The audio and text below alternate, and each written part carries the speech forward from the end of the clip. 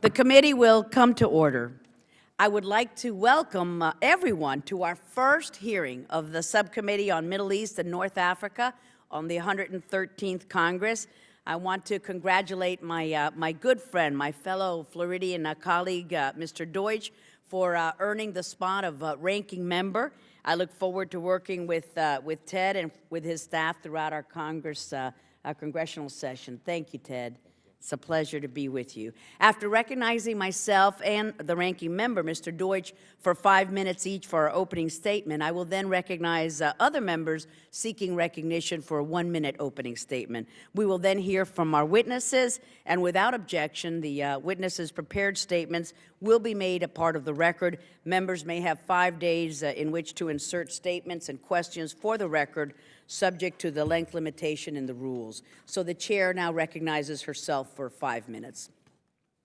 With so much instability and turmoil surrounding the Middle East, Israel is in a more precarious situation than ever now, as it is surrounded by rogue regimes and terrorist organizations that wish to wipe her off the map. To Israel's northeast, the prospects of Assad falling into Syria seems to be a matter of when and not if, as fears grow that Assad's chemical weapons arsenal might fall into the wrong hands.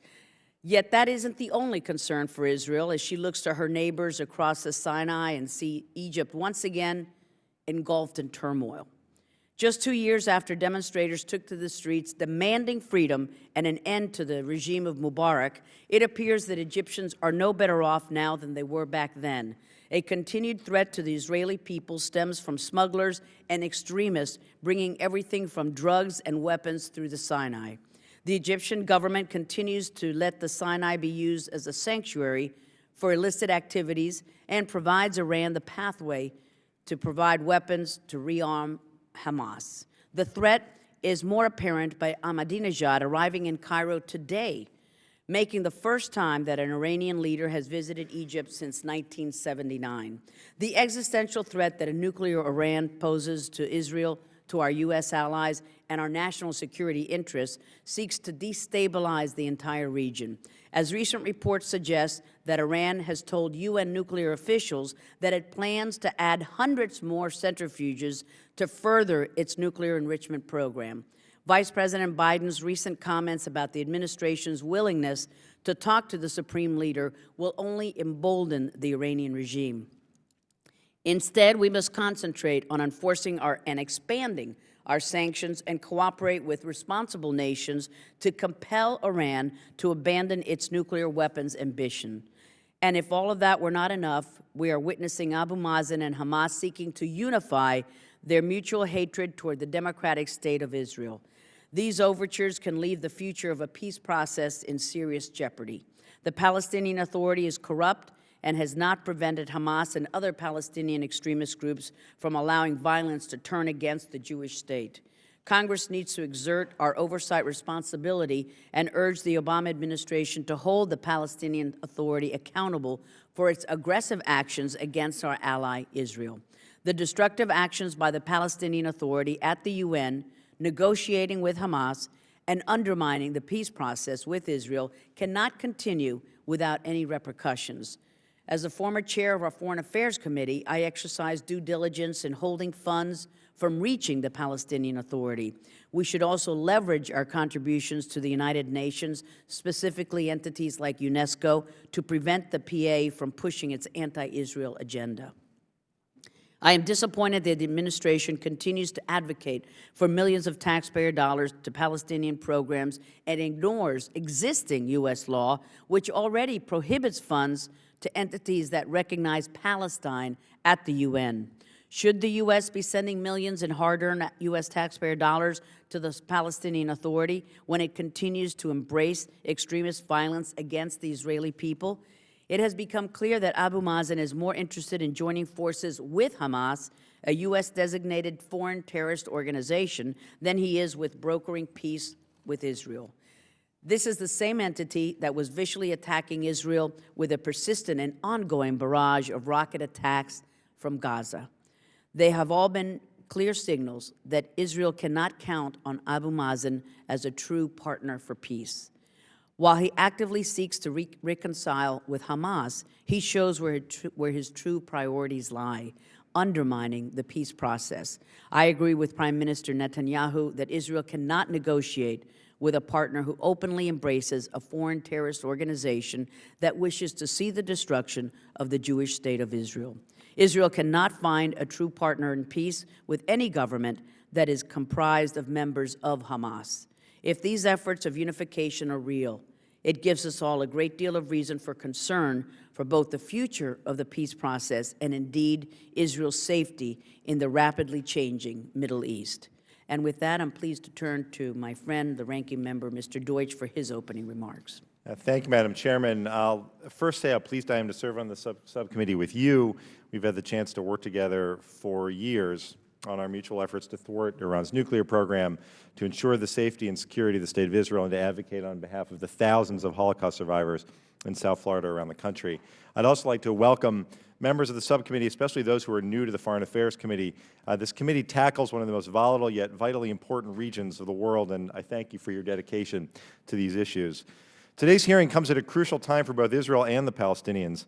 Just 2 weeks ago, Israeli elections saw the highest turnout in a decade, with a last-minute surge by centrist parties, and once again we are reminded that Israel's vibrant democracy is a model in a region where many still struggle for free and fair elections. This weekend, President Perez officially tasked Prime Minister Netanyahu with forming a coalition government. The new government will grapple with precisely the question before us this morning, and it will grapple with broader issues surrounding Israel's quest for peace with its neighbors and the very possibility of a two-state solution. In 2010, Prime Minister Netanyahu began an unprecedented halt to construction for 10 months in the West Bank, and while this moratorium was demanded by President Abbas as a condition for negotiations, only in the last 3 weeks of the moratorium did he even agree to talks, and since September 2010 they've been frozen. Instead, Abbas abandoned direct talks and pursued the unilateral creation of a Palestinian state. In doing so, he violated UN Resolutions 242, 338, and the Oslo Accords, all of which lay out the framework for a negotiated settlement between the two parties. He then internationalized the process by seeking statehood through the Security Council at the UN and pushing for upgraded status for the Palestinians at the UN this fall, again, contrary to the established framework for peace talks. Alongside these unilateral actions, Fatah began negotiating reconciliation with Hamas, a terrorist organization that continues to call for Israel's destruction. To be sure, Hamas's rejection of the Quartet principles precludes it from being a legitimate partner for peace. In May of 2011, I was in Ramallah the day after Hamas and Fatah first announced reconciliation. We sit here today nearly 2 years later after witnessing Hamas rain rockets down on Israel and continue to defy international conditions. Just weeks ago, Hamas leader Khaled Mashal and President Abbas met in Cairo to further their supposed reconciliation. Talks will resume in Cairo again next week, yet it remains unclear whether either side really intends to move forward. Now, let me be clear. The United States will not accept a Palestinian government that includes Hamas. In fact, our laws dictate that aid to the PA will cease should Hamas play any significant role in a government without first adhering to the Quartet principles. I made this very point to Prime Minister Fayyad 2 years ago. So the question remains, will President Abbas demand Hamas renounce violence? We know Abbas' supposed request that Hamas dismantle militias to disarm is a major divide in these talks. And for Hamas, the answer appears to be an unwavering no. Today, Israeli and Palestinian security forces work together each day to secure the region and to enhance Israel's security with U.S. support. This assistance actually advances peace. So while I share my colleagues' frustration with Abbas's unilateral actions and pursuit of reconciliation with Hamas, U.S. law remains clear. Reconciliation with a terrorist group will mean no United States aid. But if we are to advance the prospect of peace and ensure lasting security for Israel, we have to assess the implications of our actions. Our goal must be to prevent reconciliation so that there continues to be a viable partner for peace with Israel operating in the West Bank. I don't want this to become a self-fulfilling prophecy. We've got to ensure that our discussions regarding reconciliation, our policy regarding reconciliation, do not leave the PA without any other option but reconciliation. Prime Minister Fayyad has worked tirelessly to build institutions capable of supporting a Palestinian state. These institutions are essential to the creation of an economically viable, stable Palestinian state and to the long-term lasting security of Israel. But the PA is facing massive budget shortfalls. And while the U.S. has been withholding funds for nearly a year, Israel recently agreed to resume the transfer of revenue to the PA after a 4-month suspension following Abbas's efforts at the UN. And while I acknowledge the natural reaction to Abbas's efforts is to withhold funds, the longer salaries go unpaid, the more likely Fatah supporters will look elsewhere for support. I have grave concerns that the collapse of the Palestinian Authority would pose the gravest of threats to security in the West Bank and to our ally Israel, and destroy any prospect for negotiations. This critical juncture demands that we examine all opportunities. Will a new Israeli government renew prospects for the resumption of direct negotiations, and are direct negotiations even possible? Will Fatah drive to unify with a group that seeks Israel's destruction, or will it take the only road to peace, negotiations with the State of Israel? I'd like our witnesses this morning to address the prospects for peace. How will talk of reconciliation and U.S. policy about not just reconciliation, but those very discussions affect the prospect for peace? Madam Chairman, as always, it is a pleasure to examine these issues with you, and I yield back. Thank you very much to my friend. And now I'd like to recognize the members for a 1-minute opening statement, starting with Mr. Shabbat, who is the chairman of the Subcommittee on Asia and the Pacific. Thank you, Madam Chair, and thank you for holding this important hearing this morning. I certainly enjoyed chairing this committee for 2 years, which happened to correspond to the 2 years of the so-called Arab Spring, so it was very interesting times, and I look forward to working with you on this committee again. And as I say, it's a very timely hearing. While President Obama has reiterated a number of times his belief that the resolution of the Israeli-Palestinian conflict is one of America's core interests in the Middle East, there's been a disconnect, I believe, between stated administration policy objectives and our aid policy. Palestinian leadership has, let's face it, thumbed its nose at Israel and its allies, including the United States, by unilaterally seeking non-member state status at the United Nations, and now seeks a merger or reconciliation agreement, as they call it, between Abu Mazen's PLO faction in the West Bank and the terrorist-led Hamas in Gaza. Yet over the last 3 years, as the Palestinian leadership has repeatedly retreated from meaningful peace process, American assistance to the Palestinians has remained unchanged. And I would certainly like to see that addressed this morning. And again, thank you very much for holding this hearing. Thank you, sir. Mr. Kennedy of Massachusetts is recognized. Madam Chair, thank you very much, Mr. Ranking Member. Thank you for holding the hearing. To our witnesses, I want to, excuse me, thank each of you for being here today, and my colleagues as well. The potential of a consensus government in Palestine and the effect that that would have on Israel and the broader peace process is of particular importance to my district back home in Massachusetts, as well as to this country's foreign policy at a critical region and a critical time. Last year, I had the privilege of visiting our great friend, Israel, and I was deeply humbled by the incredible courage and dignity of Israelis who live, work, and raise families in the face of a daily existential threat. I saw firsthand in communities like Sderot, where kindergartens are reinforced by reinforced concrete and gas filtration systems. You saw it across the country where bus stops double as bomb shelters and enhanced security as a way of life, protecting innocent civilians from the threat of terror. Despite the complexities of an entrenched and painful conflict, I hold out hope, as so many others do. But for that to happen, Israel needs a credible partner in the negotiating table. I look forward to hearing your thoughts today about how we can move that process forward. Thank you. Thank you, sir. Mr. Cotton is recognized. Thank you, Madam Chair. I served in the Army in Iraq and Afghanistan, and I learned when someone says they're going to try to kill you, or they try to kill you, you should take them seriously. Hamas still has that posture towards Israel. They don't recognize Israel's right to exist. They reject a two-state solution, and they continue to use violence to undermine Israel's government and to attack and kill Israelis.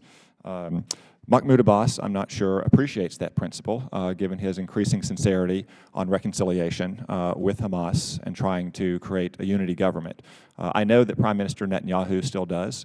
I'd be curious to hear the panelists' views a little bit later on the results of the election last week, specifically the EventID party and what that would mean going forward. And as the Madam Chair and Ranking Member have said, also the implications for U.S. foreign aid towards Palestine. Thank you. Thank you, sir. Congresswoman Meng of New York is recognized. Thank you, Madam Chair, Mr. Ranking Member, for holding this hearing.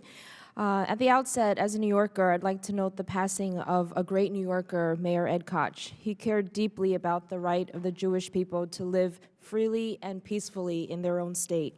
He taught us all a great deal, and we'll all miss him.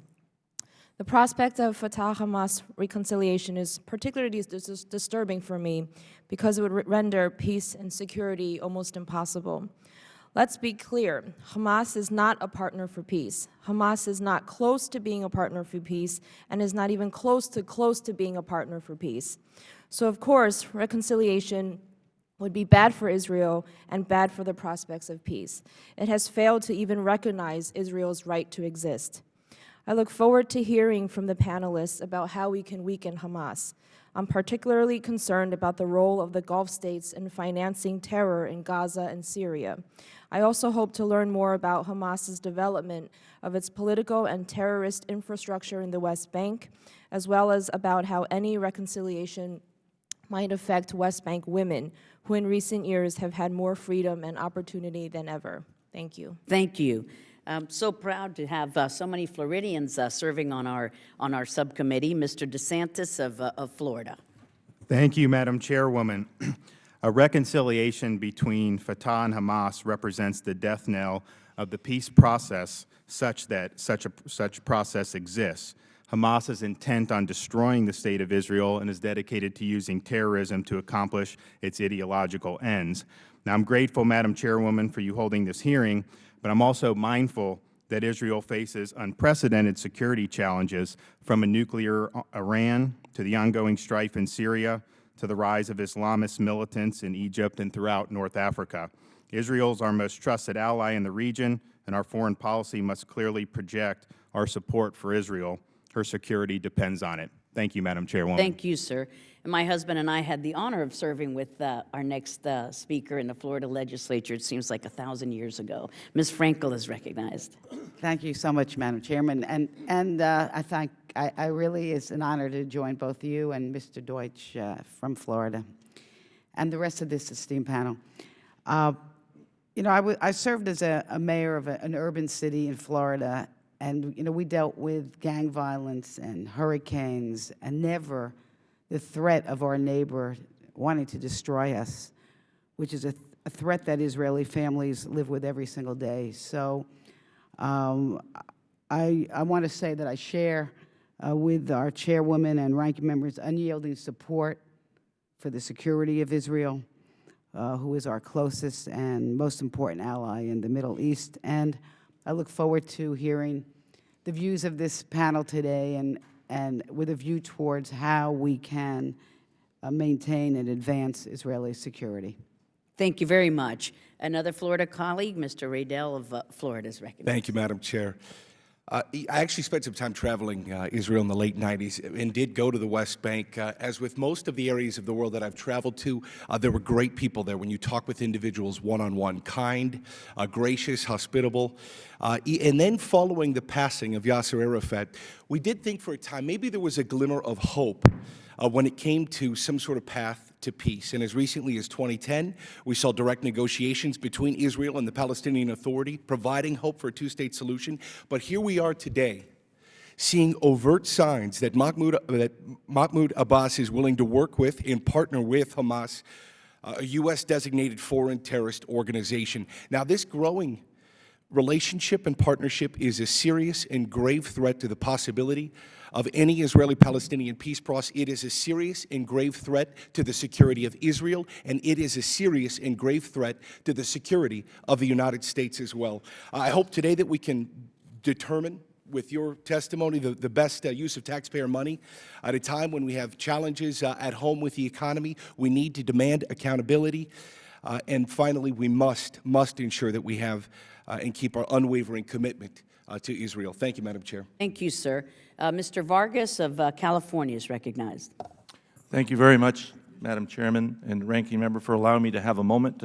I stand strongly behind our country's commitment to our stalwart ally Israel and to a sustainable peace with her neighbors. I also am a very strong supporter of Israel because of my religious background, and believe that it should be our strongest ally. And I'm very concerned about what has happened recently, especially this merger really a terrorist organization. We saw this as early as last year. And so Hamas is, I think, a great problem, and one that I hope we hear extensive testimony today, how we can help as Americans and how we can help on this committee. And I look forward to that. Thank you, Madam. Thank you, sir. Mr. Meadows of North Carolina is recognized.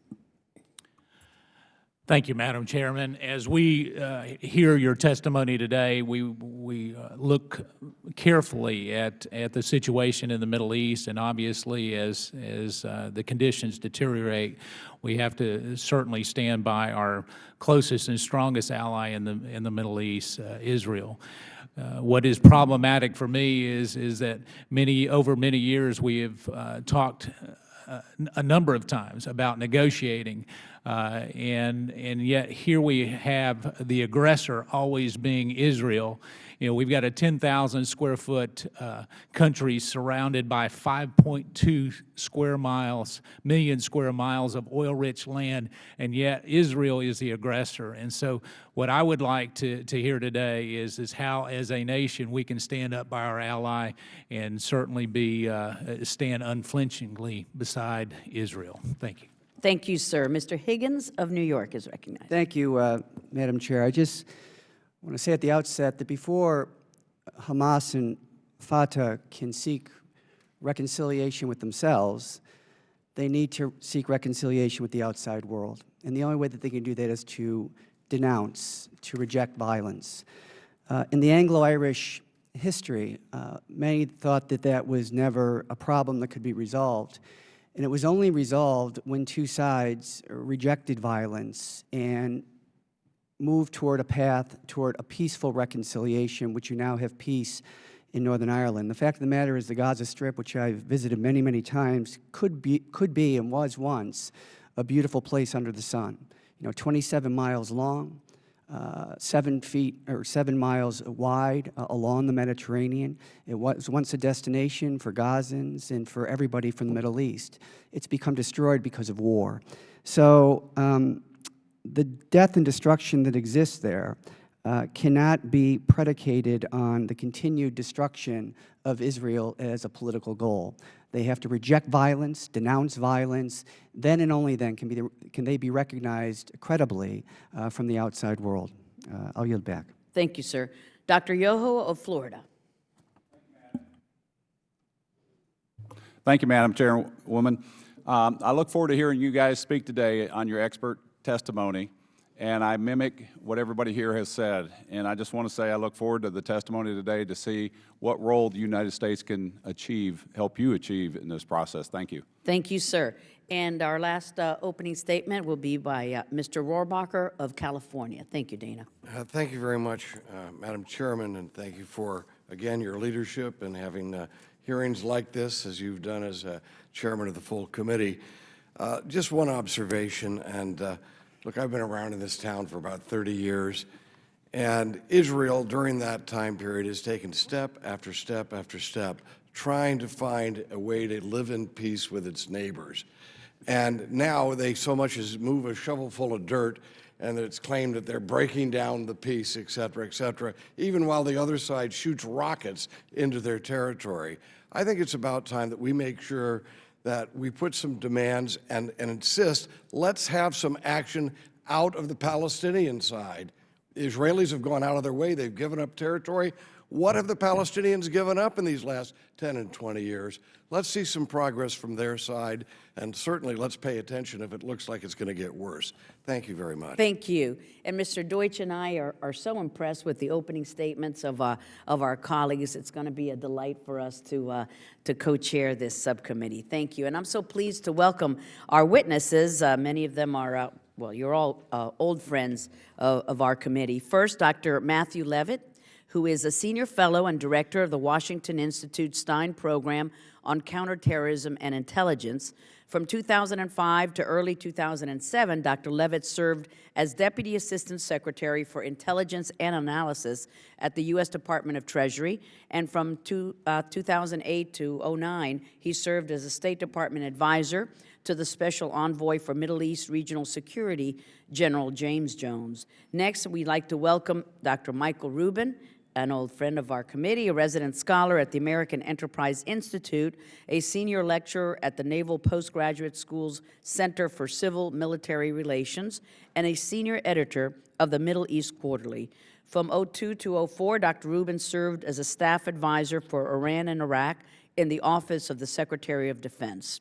And finally, we welcome Dr. David Makovsky, who is the Distinguished Fellow and Director of the Project of the Middle East Peace Process at the Washington Institute. He's also an adjunct professor in Middle East Studies at Johns Hopkins University School of Advanced International Studies. Thank you, gentlemen, for appearing before us this morning. I would like to remind you that your entire written testimony has been made a part of the hearing. If you could limit your testimony to no more than 5 minutes, and without objection, your entire written statements will be inserted into the hearing record. And we will begin with you, Dr. Levitt. Welcome. Thank you very much, Madam Chairwoman, Mr. Ranking Member, members of the committee. It's a pleasure to be here. It's an important subject because in the eyes of many still today, reconciliation between Fatah and Hamas is a prerequisite for advancing peace between Israelis and Palestinians, and nothing could be further from the truth. The idea is that Palestinians can't negotiate with Israel in any serious way when divided between the West Bank rule of Fatah and the Gaza rule of Hamas. And to be sure, PA officials in the West Bank can make neither demands nor concessions when it comes to the Gaza Strip, but the same cannot be said for their position of strength in the West Bank. And there is much that could be done, and I think we, the United States, should focus our efforts on improving things in the West Bank. But I will leave that line of reasoning to my colleague, David Makovsky, who's done tremendous work on that issue. The other flaw behind the reasoning that a reconciliation between Fatah and Hamas is some type of panacea is that Hamas has not changed. Hamas remains committed to violence aimed at destroying Israel, refuses to acknowledge Israel's right to exist, and rejects a two-state solution. So a reconciliation with Hamas is the equivalent of inviting the fox into the henhouse. The preconditions for reconciliation from their position are things like controlling key ministries, like the Ministry of Interior, so that there can be no security cooperation with Israel, or preconditions like insisting that no changes be made to the security services in the Gaza Strip, so that they remain under Hamas's control and mixed between Hamas security services as such and the Hamas terrorist wing, the Qassam brigades. Recently, by the way, Hamas has also talked about trying to re-enter the PLO as another form of reconciliation. This would be no less of a problem. So, for example, Hamas insists on, quote, liberation first, and then a state. We'll fight first, and then we'll negotiate it over what's left. Why? Because, Khalid Mishal, the head of Hamas, explains, a state based on, and I quote, compromise or settlement is not a real state. If that weren't clear enough, he explains, Hamas will always be with the resistance. Resistance is not a hotel we can check into and out of. Indeed, it's at the core of Hamas's identity. So, if we look at Hamas over the past period of time, most people focus on the Gaza Strip, and with good reason. The conflict in November made very clear Hamas has spent its time procuring weapons, including long-range Chinese-made rockets and other things that they are more than willing to fire at Israel. Less people are aware of Hamas's efforts to build up a domestic production capability in the Gaza Strip so that it can produce its own long-range rockets. Those are not yet fully capable. But according to the Israelis, they were also building unmanned aerial vehicles to be able to conduct attacks into Israel proper. But it's not just the Gaza Strip, and I don't think enough people pay attention to this. As I go into my written report, there's been a tremendous amount of activity in the West Bank, and in the event that we cease providing funding for the Palestinian security services, their ability to help Israel contain and control that threat in the West Bank would be severely curtailed. And that would be something that would risk Israeli security, Palestinian security, and U.S. national security interests. Just at the end of January, a week or so ago, the Israeli Defense Forces and the Israeli Security Agency, the Shin Bet, arrested 20 known Hamas members who were plotting just the most recent attack. The other thing I don't think people pay attention to is that while Hamas has an immediate interest in fighting Israel, its ideology is shared not only with the Muslim Brotherhood extremists that are rising in Egypt and Tunisia and elsewhere. Indeed, that's one of the reasons it felt so emboldened as to carry out the violence in November, which it started with 2 different attacks that preceded the Israeli counterattack, but also because its ideology is consistent with other jihadist groups. And so we have the case of Abu Ghazala, an active Hamas member who went off and was fighting with al-Qaeda in Iraq. We have examples of Mamoun Kafisha and others who are running Hamas operations, not fundraising, not politics, operations from Saudi Arabia.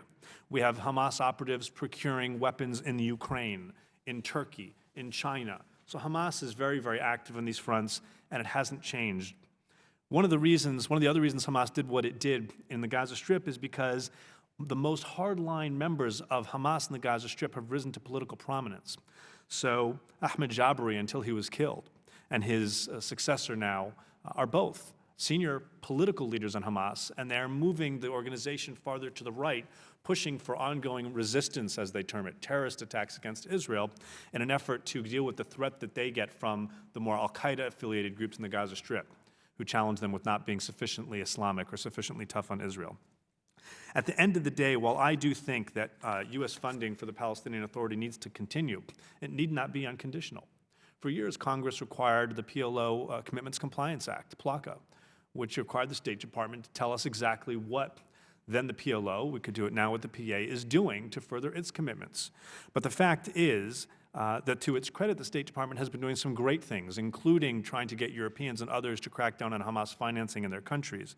I do think finally, and with this I'll conclude, that we need to have a very serious focus on Egypt, because Hamas, as I said, has not changed, and the ceasefire will last only as long as it takes Hamas to rebuild its stockpile of weapons. Those come west to east from Libya and south to north, Iran through Sudan. And unless Egypt does what it has to do on its sovereign territory, and not only at the last 5-yard line before the Gaza Strip, then those weapons will arrive. Thank you very much. Thank you very much. Dr. Rubin. Madam Chair, Ranking Member Deutsch, honorable members, thank you for the opportunity to testify today.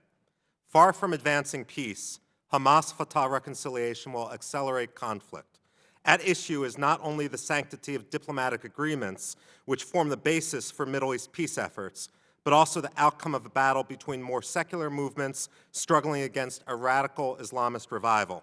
The desire to fund the Palestinian government does more harm than good, not only to moderate Palestinians who desire to live in peace with Israel, but also to U.S. regional interests.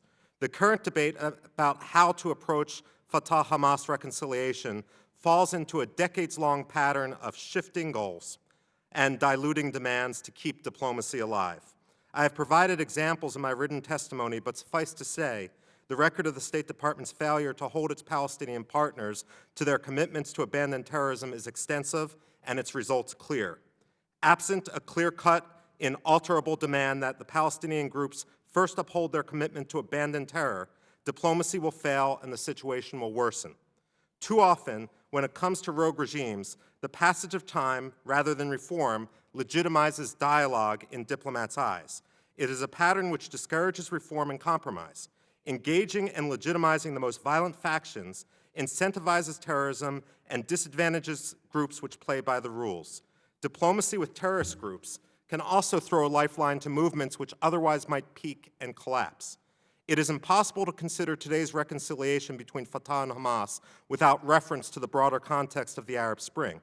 While the uprisings which sparked the Arab Spring had their roots in a desire among ordinary people for government accountability, it was not long before the Muslim Brotherhood and even more radical Islamist groups and Salafi movements hijacked the revolutions. These Islamist groups had two distinct advantages. First, in opposition for decades, they could promise the world, and second, Islamist movements did not have to operate on an even playing field. Not only rich emirates like Qatar, but also Turkey subsidized the most radical Islamist groups. The overriding competition within the Middle East today is between Islamist and secular regimes. Iran may be Shiite and Egypt Sunni, but Tehran sees Cairo as a new ally in its fight against secularist regimes. Hamas's renewed empowerment comes not autonomously, but against the backdrop of Mohammed Morsi's rise in Egypt and Hamas's growing relations with Iran. Fatah may not be moderate, but relative to Hamas, it is restrained. Rather than see Hamas moderate in order to join a coalition with Fatah, the opposite will become true. Hamas will have doubled down on its rejectionism, and Fatah will radicalize. To promote the two movements' reconciliation would effectively enable Hamas to subsume Fatah. The results would be grave. Should Hamas establish its dominance on the West Bank, not only would Israel face a growing threat, but the Kingdom of Jordan would be destabilized. Second and third order effects will undermine both prospects for peace and broader American interests in the region. Chaos in Syria and the radicalization of the Syrian opposition will only compound the problems. Because money is fungible, it is impossible for the United States to support only Fatah elements should Fatah and Hamas govern together. U.S. foreign assistance should never be an entitlement, and it should never benefit groups which are endemically and inalterably hostile to the United States. Diplomacy will fail when any figure, be it Mahmoud Abbas, Ismail Haniyeh, or Khalid Mashal, treats diplomatic commitments not as sacrosanct, but as an a la carte menu from which to pick and choose. It will be hard to expect any government to place its security on the line for diplomatic assurances which in practice expire in less than 2 decades. The White House and State Department may believe they chart a path to peace, but if they fall behind Egypt in what Egypt is trying to do in the region right now, they are committing a strategic error which could permanently handicap prospects for peace and instead encourage a more devastating conflict. With that, thank you. Thank you, sir. Mr. Mikowski. Thank you, Madam Chairman. Thank you, Madam Chairman, Ranking Member Deutsch, and distinguished members of the subcommittee. Given the limited time imposed on all, please see my written testimony for a more in-depth look at this issue of Fatah-Hamas unity and its history since 2007. Of course, the idea of unity is desirable in most contexts, but the question remains, on whose terms unity? Does Hamas in Gaza, which favors Israel's destruction, become more like the Palestinians in the West Bank, or the reverse? If Hamas wants to be legitimate, the onus is on them to adhere to the international community or the quartet's terms for eligibility, which are 3: disavow violence, accept previous agreements, and accept Israel. The question is whether the U.S. can use its influence with Egypt, which did play a key role in the Gaza ceasefire in November, and perhaps Turkey or Qatar to use their influence and get Hamas to accept these 3 terms. So far, this has not happened. Moreover, despite the obvious appeal of unity among the Palestinians, actual unity is far more elusive, and therefore I'm not yet persuaded that, despite all the statements, this will indeed occur right now. Fatah does not want to give up its turf in the West Bank. Hamas does not want to give up its turf in Gaza. President Abbas has resisted calls of Hamas demands to give up security cooperation with Israel. This is very significant. In 2002, more than 400 Israelis were killed in terror infiltrations from the West Bank. Thanks to Israel and the Palestinian Authority working together for more than the last 5 years, the number is about 0.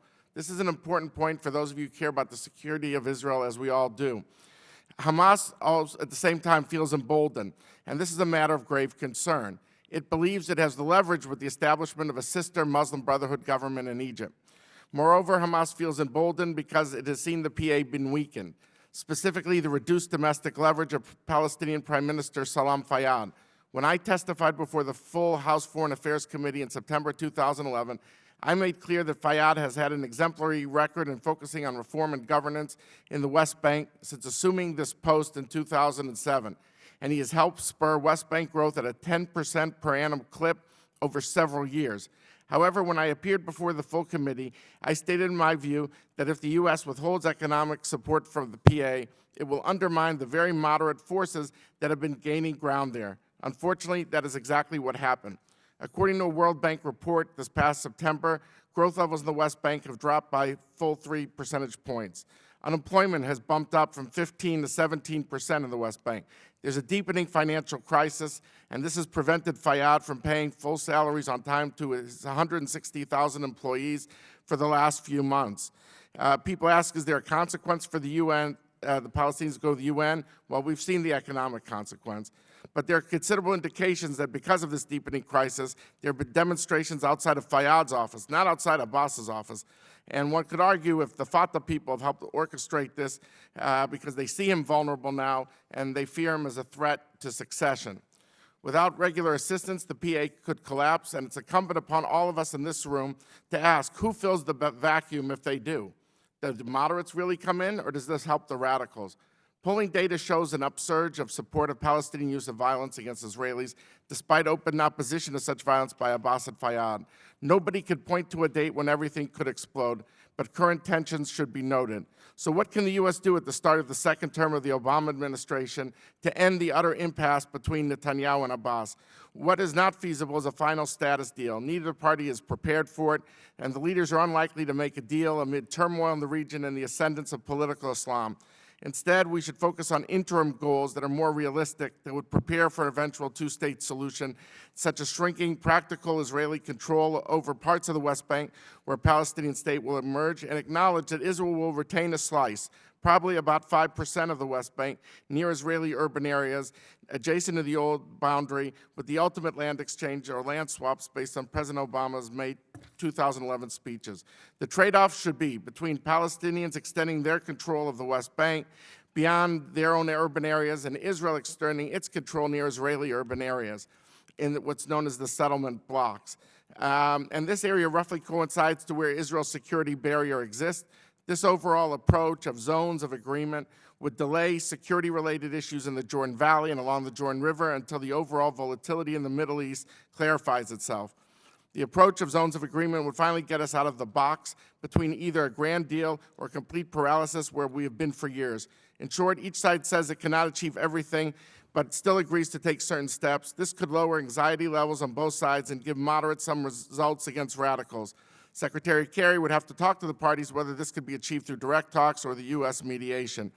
I'd like to, we have no time left, so I'll wait to the Q&A to discuss the impact of the Israeli election, as one of the members have asked, on this process.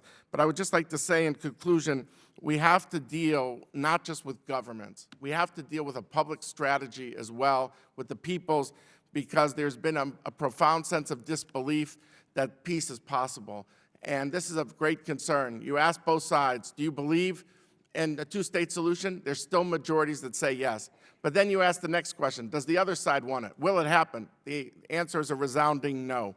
And I would just argue that unless we have a public strategy, which I'd like to elaborate in the Q&A, we won't succeed. This is a conflict that has been tragic, and we should do what we can. We cannot maybe solve it all at once, but do what's possible and lay the foundations for a better future for both peoples. Thank you all very much. Thank you. Thank you to our panelists for excellent testimony. And all of you discussed this, but I wanted to get specific answers about U.S. aid to the PA. I've been opposed to sending hundreds of millions of dollars of taxpayer dollars to the PA with few restrictions, as if you had pointed out, as if it were an entitlement, while some of it gets funneled into Gaza and Hamas.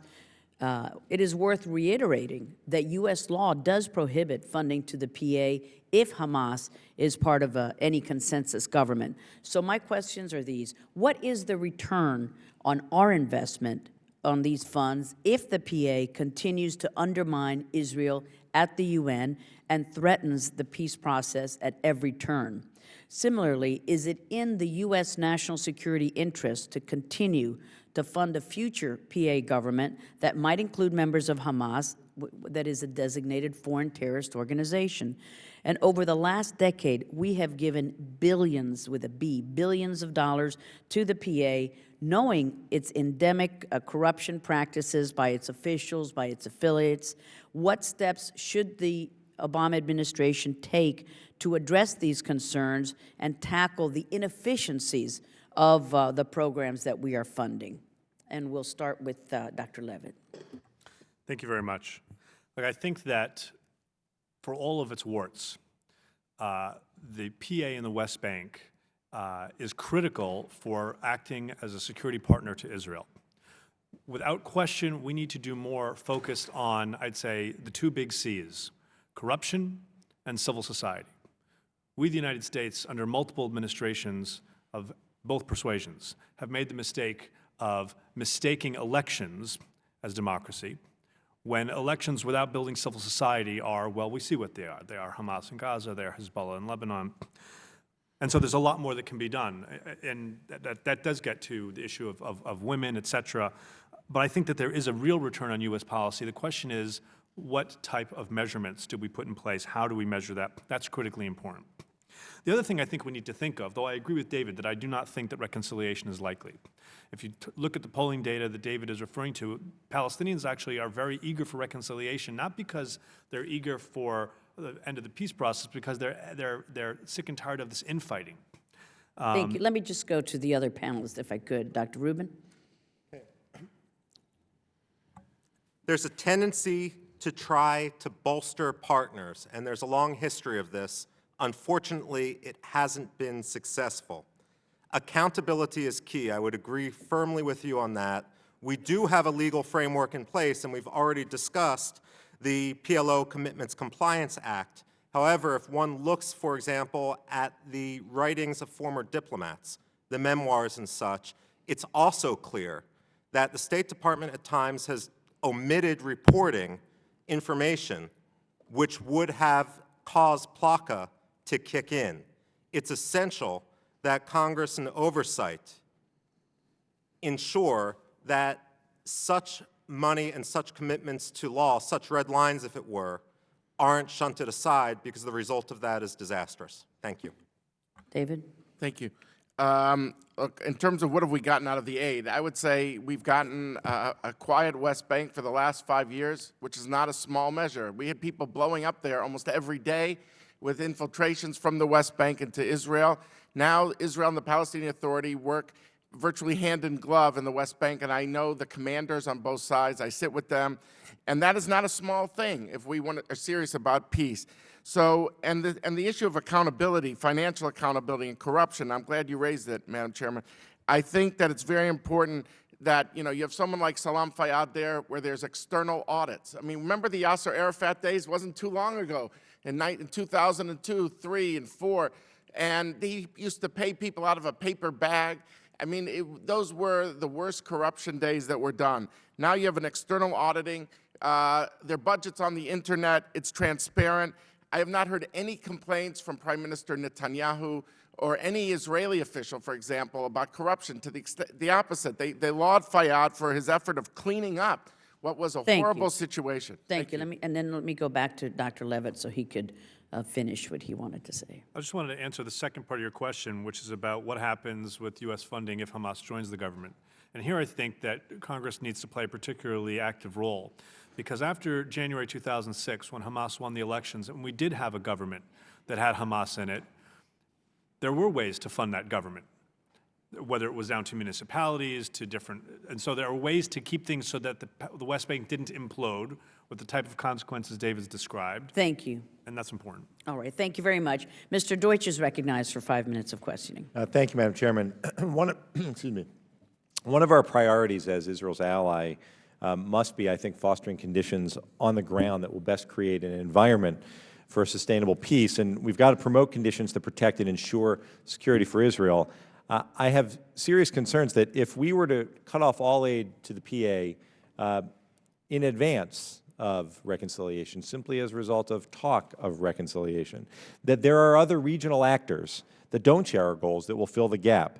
And we can't ignore the real implications of these discussions. None of you have. You've all addressed them. The collapse of the PA would be a serious threat to the day-to-day security for Israelis. It would destabilize the entire region. I'm concerned, very concerned, as Mr. Murkowski, you spoke of, but that the progress made in the institutions built by Fayyad in preparation for statehood will crumble. And I'm concerned about what a West Bank with a growing Hamas presence, let alone controlled by Hamas, would mean for Israel for the prospect of peace at any time. Dr. Levitt, you spoke about our inability to continue to fight Hamas efforts in the West Bank if we ceased funding to the PA security. Dr. Rubin, you spoke about the possibility of a Hamas stronghold in the West Bank, and Mr. Murkowski, you've spoken about Hamas that's been emboldened and what might happen again if we were to walk away. So I'd ask the witnesses, if the PA collapses, what does that mean for Israel's security in terms of preventing terrorists from coming into Israel, the flow of weapons into the West Bank, possibility that what we saw coming from Gaza, Israel will be forced to endure from the West Bank, or alternatively that the IDF would have to launch a major operation to prevent that.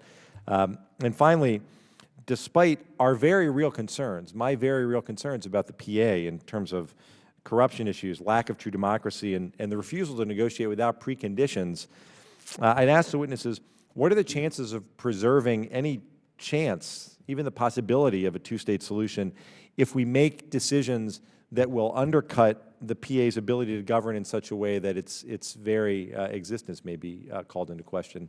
Mr. Makovsky, let's start with you. Look, it's clear. We cut off aid. It's a self-fulfilling prophecy, and there will be greater radicalization. You know, we know that the narrative, the radicals have won. The U.S.-supported, internationally supported PA has crumbled, and victory is on our side. We're on the right side of history, in the words of the radicals.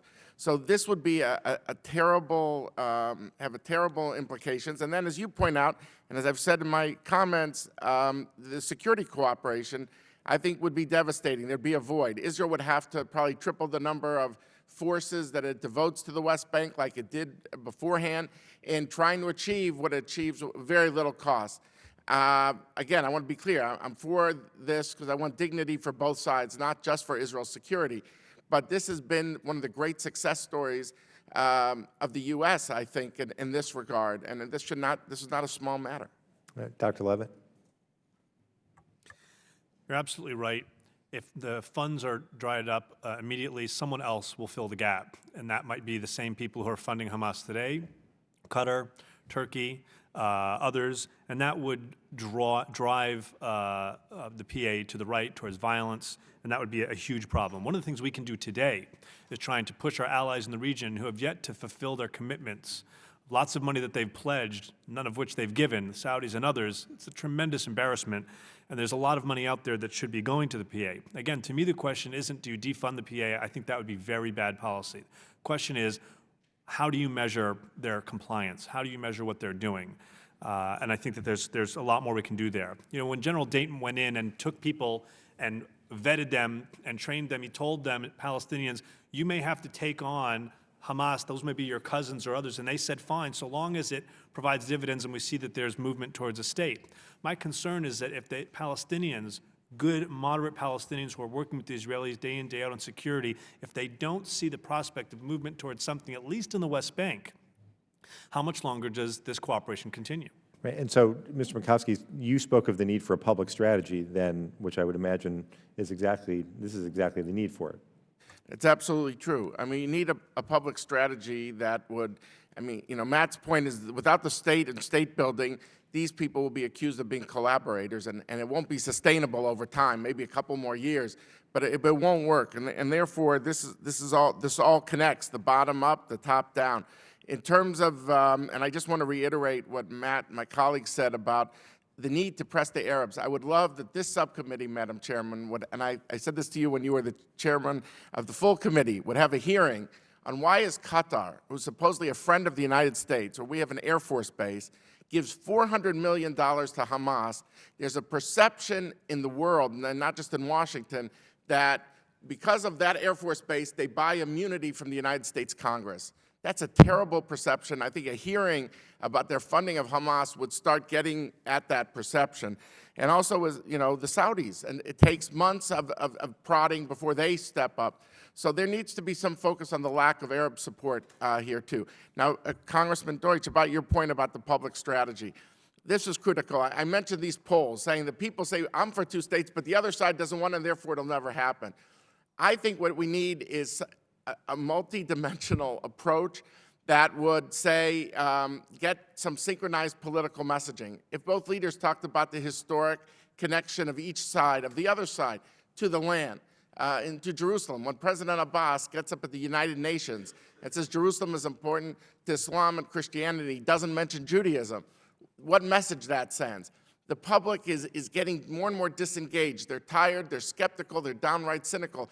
As fatigued as you are, they're even more so. So we need to think creatively.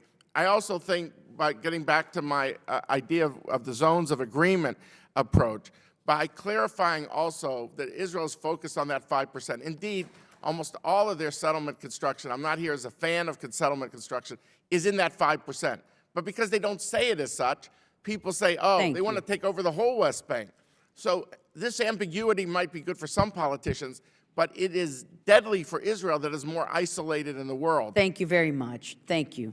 Mr. Shabbat, the chairman of the Subcommittee on Asia and the Pacific, is recognized for 5 minutes. Thank you, Madam Chair.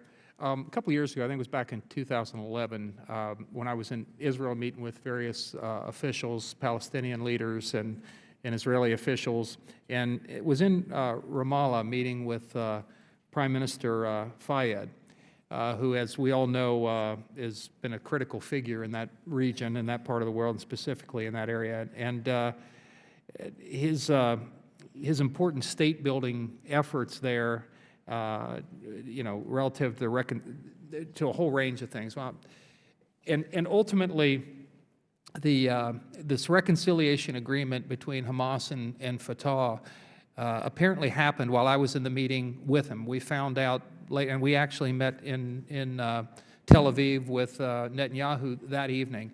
And it turned out that, as far as we can tell, and I've talked to a lot of people about this, Fayyad didn't know in advance this was even happening when the agreement was signed. We talked about a whole range of things. And unless he was a heck of a good actor, he didn't even bring it up, and we heard he didn't know about it. Now, during the months since, observers of the region have speculated about a whole number of different leadership scenarios that could take place under a Hamas-Fatah agreement. And many of those speculate that Mr. Fayyad would not likely even play a role in a new coalition. And I think we all know that Fayyad's trustworthiness and competence has been critical in building credibility within the Palestinian institutions. And those institutions for quite some time have really been a bottomless pit of corruption, let's face it. The fact I'd like to pose is, if in fact Mr. Fayyad is not a part of a new coalition, are the gains that we've seen in the West Bank sustainable? And if Fatah-Hamas reconciliation occurs, what changes to U.S. aid policy to the Palestinians should be implemented? And Mr. Mikulski, I'll begin with you and just go down the line. Thank you, Congressman. Look, I think, you know, the point is right. I think every single person in this room agrees that if the thing actually went through and they put Hamas people in and they took Fayyad out and they gutted the security services, there's not a single person, I think, in the United States that would support continued American assistance for such a Palestinian Authority, because the gains are reversible. And again, I think, you know, it's on the corruption issue, he's made huge inroads with these external audits by American auditing firms. I mean, I just remember the bad old days, and it's been a quantum leap forward. But your point is the right one, which is it's reversible if the actual Fatah-Hamas merger takes place with Hamas in, Fayyad out, security over. There's no reason why the U.S. should support that. Thank you. Dr. Rubin? I would agree that the gains are absolutely reversible. There is a danger, however, when it comes to Fayyad, of gearing U.S. policy towards a single personality. We've seen in Afghanistan and elsewhere a tendency to do that. It seldom works out positively in the long term. I would just add very quickly that funding the Palestinian Authority should be based on Palestinian Authority behavior and its meeting of commitments, and we'll see how that goes as things work forward. When we look at the success of the West Bank relative to Gaza, we also need to recognize that the West Bank is landlocked, and perhaps this shows that Jordan is a much better ally than Egypt when it comes to supplying. And we also can't pretend that it's only American money which is causing Palestinian behavior to moderate, if you will. The fact of the matter is Israel has conducted unilateral security measures such as the wall, and that arguably has had a far bigger impact on restraining Palestinian terrorism from the West Bank than has endless American subsidies.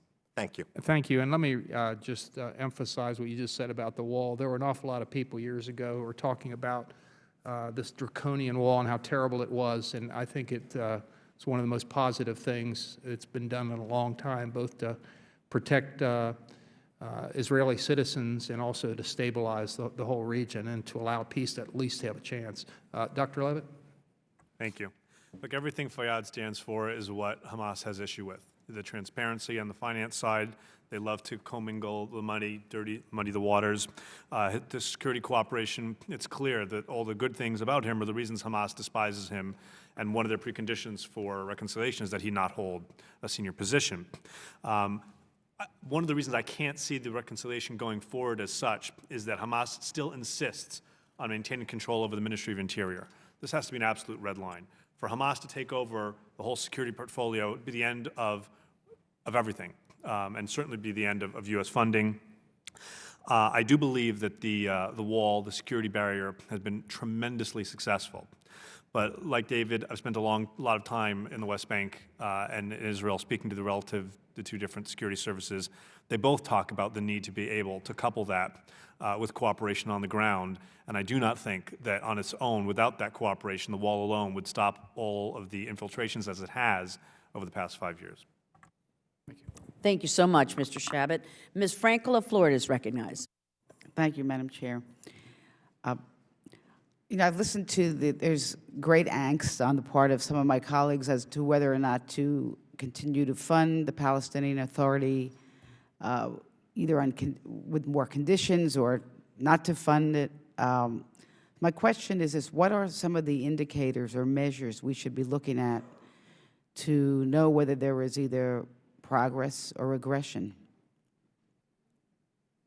Start with Mr. Levitt. Look, I think, what I would look at to gauge progress in the Palestinian Authority, I mentioned security cooperation, the lack of terrorism of Israel and the Palestinians working together. I mentioned the idea of Fayyad's efforts of external audits, transparent budgeting, working with the World Bank, the Ad Hoc Liaison Committee, and others to and make sure that its finances are in order. Yes, it's been running deficits, but that's because of lack of external funding, frankly. And I would look at how much they continue the reform process, too. They had municipal elections last fall that Fayyad pushed, and that is important as well.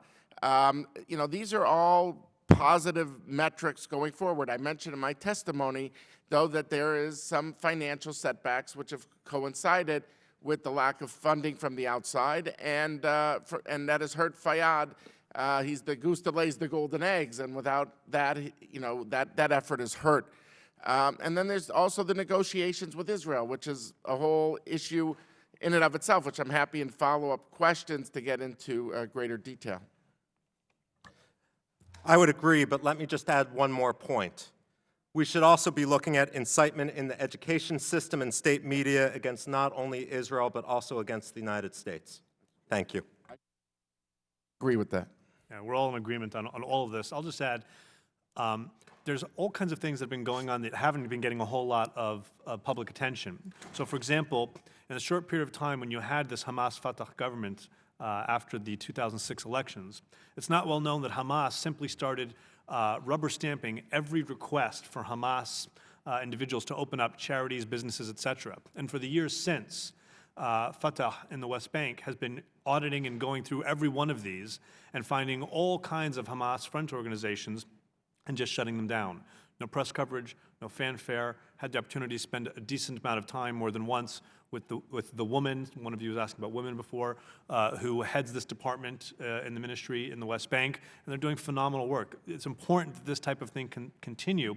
And the fact that Hamas was able to open up so many of these fronts in such a short period of time before the Hamas-Fatah government collapsed is a sign of how quickly all the good work could fall apart if we allow it to. Thank you, Madam Chair. Thank you, Ms. Frankel. Mr. Weber of Texas is recognized. Thank you, Madam Chair. I really don't have a lot of questions or comments. I'm basically here to learn from our witnesses and their comments. It's doubtful that they can learn much from me, so I yield back my time. Okay, thank you. Let me see, who's the next one? No, he's yielding his time, so we'll go with that. Thank you. Mr. Riddell of Florida is recognized. Thank you, Madam He had Chair. yielded his time, so I'm not butting anybody here. A specific question and then bigger context here, and I think, Mr. Makovsky, you can answer both. The first very specific question, you talked about the West Bank and its economy. I'm curious, is any of it self-sufficient? How much of it is strictly dependent upon our money, taxpayer dollars? In the bigger picture here, though, what we're seeing is it's kind of darned if you do, darned if you don't with foreign aid. Should we seek to prevent any kind of political unity, reconciliation? Are there any kind of laws or policy, and you can include foreign aid in this, when that would be even influential into preventing reconciliation? I'd start with you, Mr. Makovsky, and anyone else who wants to chime in. Look, I think, the West Bank has had usually a middle class that has been growing in recent years. They've been exporting to Israel. They export to Jordan and elsewhere. There have been some issues about exporting into Europe with security concerns, but a lot of that, it might be cumbersome, but Israel has legitimate security concerns in terms of material coming in and out. But I tend to think that this is something that should be encouraged. That's why I'm so focused on the economics of this. And I say, when you don't pay salaries, that's times 5, 160,000 people times 5. It affects a lot of people. Is donor assistance, if that's kind of implied in your question, which is a very legitimate question, part of Fayyad's success, that he's been so successful in getting donor aid that it's helped grow the economy? I think it's part of it. I don't think it's the whole thing. I think we finally have a leader in Fayyad who believes that he'll be measured more, how much does he raise living standards upwards rather than tear Israel down? That is a revolutionary idea. He's a PhD from the University of Texas in economics. He worked at the IMF for many years. And I think this idea of growing the middle class is something that's very important. And that's why it's not just about focusing on an individual. It's about the set of ideas that he's trying to instill in government. And that's why I think this is such a vitally important experiment. Okay. Dr. Levitt, your take on preventing any kind of reconciliation? Influence, policy, foreign aid? I think we need to be very vocal about the fact that Hamas coming into this partnership without changing is crossing every red line. If people understand that that's the American position, they'll understand there are consequences to that kind of behavior. But I also don't think that this reconciliation, for all of the signing of documents and subsequent meetings, I don't see it happening simply because Hamas still insists on changing not one iota of its behavior and insisting that Fatah change its and getting the Interior Ministry. But I think that we just need to make very, very clear how serious we are about there are things Hamas can do to be admitted into the family of nations, starting with recognizing the Quartet principles, et cetera. Short of that, it's completely outside. And on the flip side, the consequences of not doing so. Dr. Rubin? We have to be very careful of allowing ourselves to get into a situation where we fall victim to good cop, bad cop pressure on the part of various Palestinian groups who may believe that we consider any particular group too big to fail. While I recognize, as David has said, the success of Fayyad, it's also important, if we look at the metrics in public opinion, that the growth of the middle class in the West Bank, while good in long term, hasn't fundamentally altered attitudes. And for that, we need to start focusing on issues such as, and I repeat, the incitement. There's always a tendency of the State Department to an unwillingness to hold firm to declared principles if such a stand of holding firm would prevent more immediate dialogue. It's crucial Congress intercede in such cases to ensure that the United States national security interests are upheld. Gentlemen, Thank you. Thank you, Madam Chair. I yield my time. Thank you, sir. Mr. Vargas of California. Thank you very much, Madam Chair. I appreciate it. I don't understand at all how we could possibly give any aid to any organization that would have terrorist elements, and so any merger here, I think, would be an absolute cutting off of aid. That's my view. I do want to ask, however, about Egypt. All three of you mentioned it very briefly. I mean, here's a nation of over 80 million people. The current president talking about incitement and incendiary language. I mean, the comments that President Morsi had made in the past are just incredibly outrageous. Could you comment a little bit about what's happening there and how our so-called allies come into this? Because I do think it's very frightening to see what's happening with the implosion of many of these countries that border Israel to its security. If we could start off with Dr. Rubin, I see you were most anxious to answer. If you could go ahead and begin. When I was in the Persian Gulf last year, I was talking to a number of liberals throughout the Persian Gulf, and they said, look, it's not a surprise the Muslim Brotherhood would win in Egypt. They had been in opposition for 8 decades. They could promise people the world. They could promise everyone a chicken in every pot, a pot in every home. They would provide everything. As soon as they won the elections, not just the Muslim Brotherhood, but other Islamists behind them, they started losing support because what quickly became apparent is years of religious rhetoric would not be a panacea for ordinary people. What I was told by liberals in the Persian Gulf is the tragedy isn't that the Muslim Brotherhood would have won in Egypt. The tragedy is if anyone considers them too big to fail and refuses to allow them to fail, because perhaps the best thing that could happen would be that Egyptians would wake up one day, as perhaps it seems they are, and recognize that the religious rhetoric of the Muslim Brotherhood and more radical groups doesn't provide an answer to them. So what we need to really ask is whether the Muslim Brotherhood is involved in a situation of one man, one vote, one time, or to paraphrase Recep Tayyip Erdogan back in the days when he was mayor, when he called democracy like a streetcar, you ride it as far as you need and then you get off. We don't want a situation like that. Ultimately, the key United States interest in these regions is to ensure accountability. I would argue what the United States policy should be towards Egypt isn't simply apologizing for the Muslim Brotherhood, but rather ensuring that there's another election in which the Muslim Brotherhood can be replaced if need be. I agree, and I'd add that, therefore, the fact that they've kicked out U.S. civil society, NDI, IRI, is a huge, huge issue. But just focusing on Hamas, I think it's important to remember Hamas is the Palestinian branch of the Muslim Brotherhood. Its ties to Egypt go back very, very far, run very, very deep. When Musa Abu Marzouk, the deputy leader of Hamas, left Syria, he didn't go to Qatar, he didn't go to other places in the Persian Gulf, he went to Egypt. He now lives in Cairo. That's a particular interest to you and to me because he's indicted here in the United States. He's a fugitive of U.S. justice, and he's no longer living in a country that doesn't have an extradition agreement with us, as I understand. What would Egypt do if we asked them? I'm pretty sure I'd know. They wouldn't have ever heard of someone named Musa Abu Marzouk. But again, I want to focus, as I did in my remarks and in my written testimony, on Sinai. The issue of the smuggling is of critical importance. Now, as we speak, I guarantee you, weapons are moving across that territory, headed for the Gaza Strip. This ceasefire from November will last only as long as it takes Hamas to rearm. Hamas has not changed one iota. It has pressures within the Gaza Strip from groups that are to the right of it, that are al-Qaeda-like, and it therefore feels the need to act even more than it did before. There's no situation under which Hamas simply stops attacking. All it's waiting for is to rearm, and Egypt here is the player.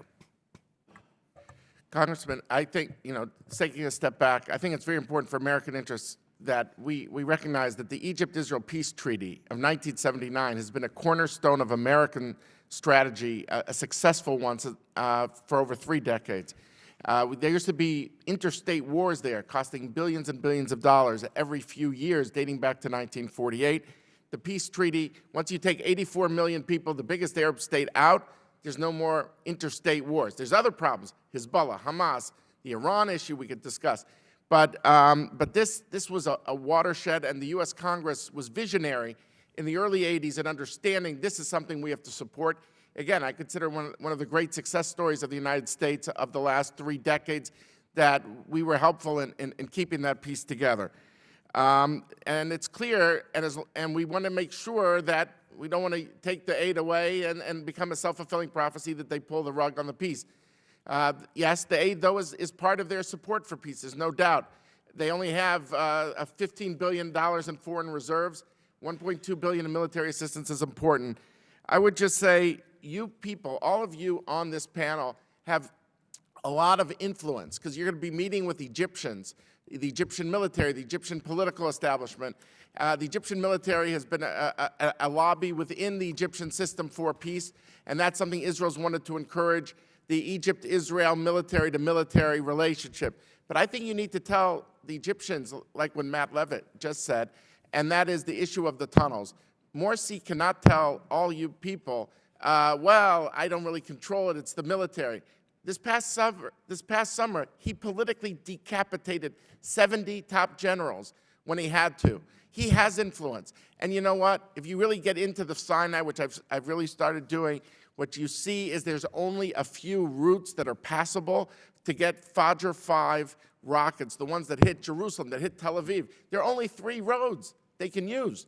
So it's not like there's thousands of roads here. There's 2 or 3. I would even say 2. But the point is, it's Morsi using his influence with the military.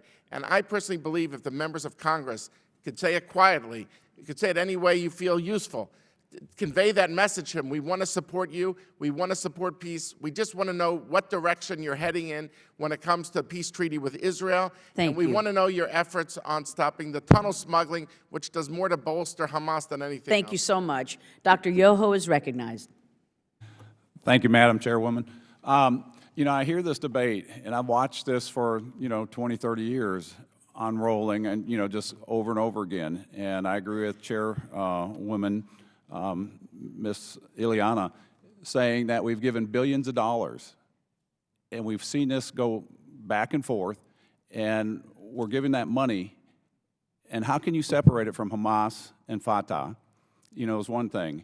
And, I agree with you, Dr. Rubin, that there's got to be, if we're going to give the money, there's got to be certain hoops or criteria that they follow. And if we don't do that, we're just going to, I don't want to say kick the can down the road, but that's a phrase I want to put to rest forevermore. We're going to stomp on the can so it doesn't roll. But, this has been an ongoing process. And what I want to know is, what are they trying to accomplish? I know peace is the ultimate thing. But yet, what is Egypt doing? You were saying the money that we give to Saudi Arabia, and we can't get them to the table. How do we do that, and why are they not coming to the table? Because, they're bordering countries, and they should be there every bit as much as we want, because if we want the peace, we're the outside player. We're the third person here. I want to know what they're doing to encourage that more than we should be, and we should take a supportive role, and I just want to hear your thoughts on that. Thank you. Yeah, you can start, Mr. Mikowski. Look, I said in my remarks that I think that, you should register your disappointment with Egyptians. Not that we give, Saudi Arabia aid, but they should be giving the assistance to their Palestinian brothers who they always talk about. Right. But in practice, they're very slow to give the money. And I think it wouldn't be bad to bring the Saudi ambassador here and ask him a lot of questions and say, here, look, this is what we've done to help the Palestinians. What have you done? And I mentioned my point about Qatar. $400 million to Hamas. And I feel that unless the Congress people are not active, the administration will always say we have other equities to deal with and we can't raise this issue too far. This is of either side, Republican, Democratic administration. So I think it's very important that you ask them about their level of support. Like, I don't want to repeat myself about what's been achieved, about the metrics.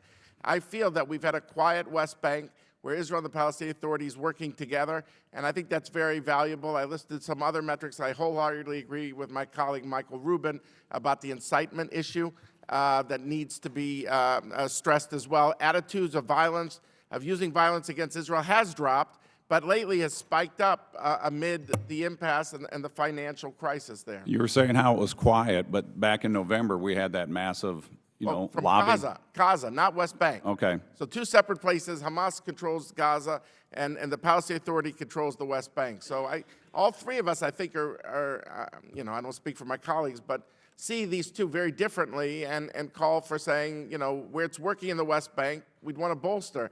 And all of us have no illusions about what Hamas is. They're a terrorist organization. Absolutely. No 2 ways around that. Dr. Rubin.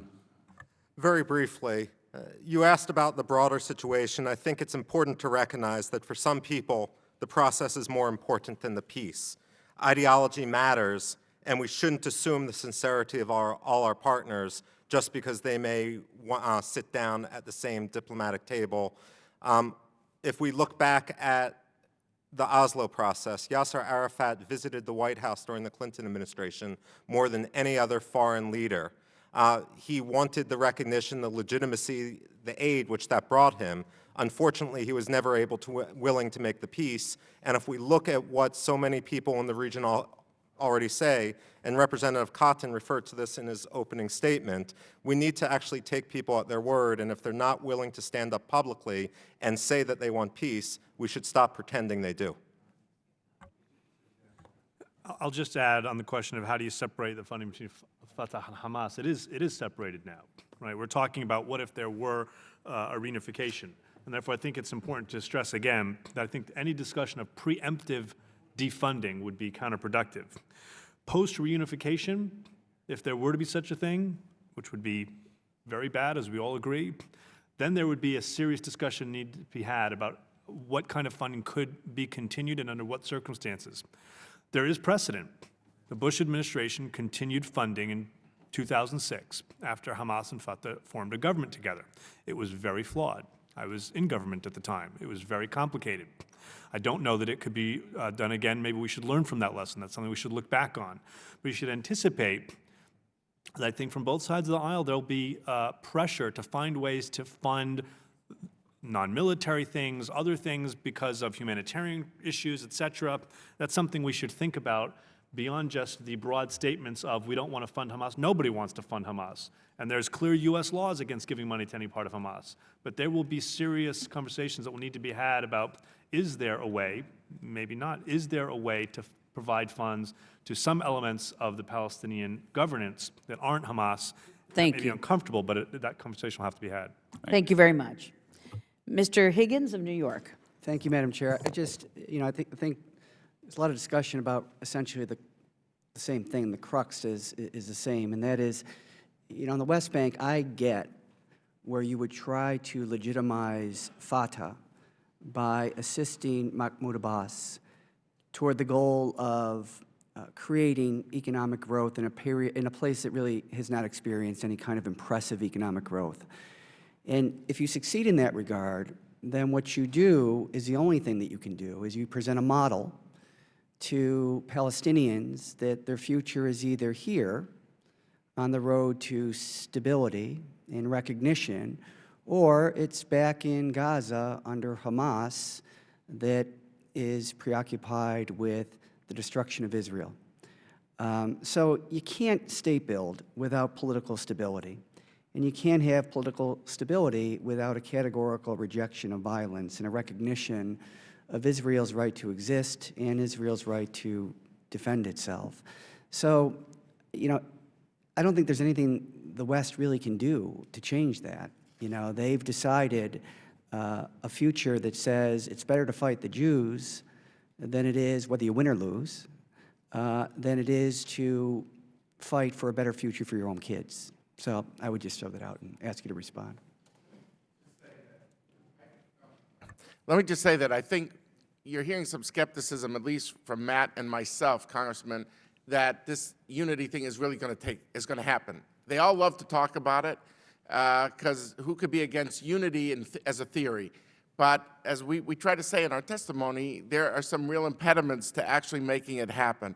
And by the way, it might even help as members of Congress to consider that people are able in the Arab world to say that America is against unifying the Palestinians. We're not against them. We just want to make sure that unity happens on the basis of international criteria. And that Hamas is not 10 feet tall. If you would have told them in 2006 that they couldn't peel off the Europeans from the United States, they would have laughed at you. They would have been shocked. And yet the United States and the Europeans have held together, something that's not usually discussed. But that is an important point. And we're kind of in a situation of like West Berlin, East Berlin. And we want to see the West Berlin model be successful. And we're doing what we can, and everyone should do what they can, I should say, to make sure that the West Berlin model works, because we've seen some positive results. I'll just add, as we've said, it comes down, the idea of reconciliation isn't bad. It's on what terms, on whose terms. That's the key. I find the theme that you raised is an extremely important one. It's the most frustrating one to me. I wrote my book on Hamas in 2006. It came out shortly after Hamas won the elections. And the concluding chapter argued, why don't we beat Hamas at their own game? Because what makes Hamas popular isn't actually their attacks, but it's the provision of social service, their dawah, social welfare infrastructure. And actually, if you look at the numbers, it's actually not huge numbers. If we directed some of our aid to that, maybe we could beat them at that game, at least in the West Bank. The international community was on board with the idea. The quartet was on board with the idea. Former Prime Minister Tony Blair was given that portfolio. And for reasons that are hearing unto itself, we have failed, all of us, miserably in this regard. I think it's absolutely crucial that we try and create in the West Bank something that people look at and say, oh, you can succeed. The idea of peaceful negotiation can succeed. It requires the type of interim steps David talked about, so Palestinians and Israelis both see that progress can happen politically, but it also requires things on the ground in terms of social welfare, economic opportunity, and then let people look at Gaza and see what it is. Very, very quickly. Attacks do bolster popularity, unfortunately. We saw this after the Hezbollah conflict in 2006. We saw this most recently last year. If we legitimize a strategy, then what we do is ensure that we have more violence down the road. It's all well and good to try to extract what you can at the diplomatic table or through the political process, but if you still have in the back of your sleeve the idea that if you can't get what you want at the ballot box or in diplomatic circles, you're just going to fire rockets at Israel, that really is a commitment to violence that we can't afford to ignore. Thank you so much. Mr. Kissinger, it's a pleasure to have you in our it's committee. great to be Thank here. you. Thank you. Thanks, Madam Chair, and thank you guys for coming out. Appreciate it. You know, we've hammered a lot of those issues. I may hit some of them as the discussion progresses. Mr. Makovsky, I had a couple of questions for you specifically. You mentioned in the Sinai region that there's basically 2 or 3 roads that could be, whether it's controlled, patrolled, or whatever. Do those actually terminate into Israel? Is there a termination point in Sinai? And if they do terminate in Israel, are we seeing that the weapons are getting off that road at some point and being smuggled in? Are they being smuggled through that, those roadblocks? What can you tell me about that a little bit? Here it is. Let's take the Fajr 5 rockets that were used, the longer range rockets by Hamas from Gaza in the November attacks. The rockets start often in Iran. And Matthew Levitt's a bigger expert than I am, but you asked the question of me. So it often goes through Eritrea or Sudan and gets brought in through the shore, the western shore of Sinai on these 3 roads and goes into Gaza, southern Gaza. Israel isn't there. Israel got out of Gaza in 2005. And it goes, through these tunnels from Egypt into of northern Sinai, into southern Gaza, often in trucks, to northern Gaza, and then fired in Israel. And there's only 2 or 3 roads. And it's really, I'm sorry, in my view, an issue of political will of the Egyptians to stop it. I totally agree You said there's 2 or 3 roads, but it basically gets to a point whereby Israel itself cannot necessarily. Israel doesn't control Sinai. It's Egyptian sovereign territory. No, I understand that. And Gaza's not Israeli territory either. So, I mean, the point to me is that it's about a political resolve of Morsi, of Egypt. Because Matt and I agree, you don't stop it at the 5-yard line, on the goal line, right? Just at the tunnel from northern Sinai into southern Gaza. You want to stop it way back. Yeah, much earlier. Now, Israel has bombed some convoys in Sudan out of, I'd say, frustration that the Egyptians have not done their part. And it's a big issue. Mr. Levitt, just briefly, do you want to address that? Because I had one other issue I wanted to hit, too. It's an honor that David tells me I'm the expert on this, but there you go. Good. I feel like I taught you well. And I used your football analogy. He loves sports analogies. Look, the thing is this. It's not just that there are 2 or 3 roads. There are certain mountain passes they got to get through. They can go off those roads as they get closer to the Sinai. This is being done by criminal syndicates, mostly Bedouin, in the Sinai, been smuggling for a long, long time. Some of them discovered radical Islam and jihad along the way. Some of them will work for anybody for money. All of them are very heavily armed, and the Egyptians don't want to take them on, even though... So is it a lack of will to take them on, or is it a desire to see this stuff actually happen? It is absolutely a lack of will, even after Egyptian soldiers have been killed by some of these entities. I think there's also a small element of lack of capability, if that still exists, that is something that is easily rectified. We can be providing intelligence on some of these convoys, et cetera. But short of that, the only thing Israel has left is, as David said, airstrikes, either in Sinai, there have been some, or farther abroad. Let me ask you, had the administration used the deliverance of the F-16s or the M1 Abrams as kind of a stick to say, we'll withdraw the deployment or the selling of these assets to you or the giving of these assets to you in Egypt. As a result, though, if you want these to follow through on our contract, you have to crack down on this in Sinai. Could that have been effective, or you think that's just something totally different? different? That type of discussion has to be had. I'd phrase it differently. I wouldn't make it an explicit threat. I'd say, look, we're excited to give you this stuff, but we really need to know, how do you intend to solve this problem here? And I think that's a big concern we've been having is, you know, we've had this for decades, the idea of, well, if we pull aid away or reduce aid, then we lose a seat at the table and then we can't have influence. But as we're seeing, we don't have influence. And so in essence, how is aid even being used for that? You see that in Pakistan, you see it in Egypt. So that's even a bigger question. And let me hit then, when it comes to the Palestinian Authority, I know we've addressed it a little bit. So if this, you know, if this unification happens, we're in that question. I heard Mr. Makovsky, I think you said something about you can't reduce aid, and I think Mr. Rubin, you said you can use aid as a way to negotiate. Maybe I didn't exactly get that correctly. But let's say unification happens, got the aid. Why don't you just very briefly address, because I'm almost out of time, how the carrot or stick approach to aid can be used in ensuring that there's stability in a world that's frankly kind of appears to be on fire?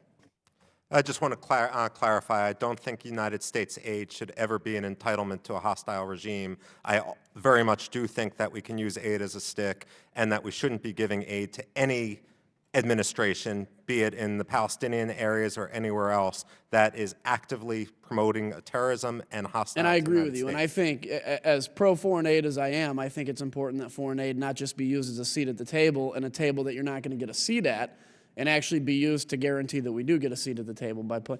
With that, I'm out of time, Madam Chair. Thank you. Can I just respond to what you very asked briefly. me? I just want to be sure that no one misinterprets me.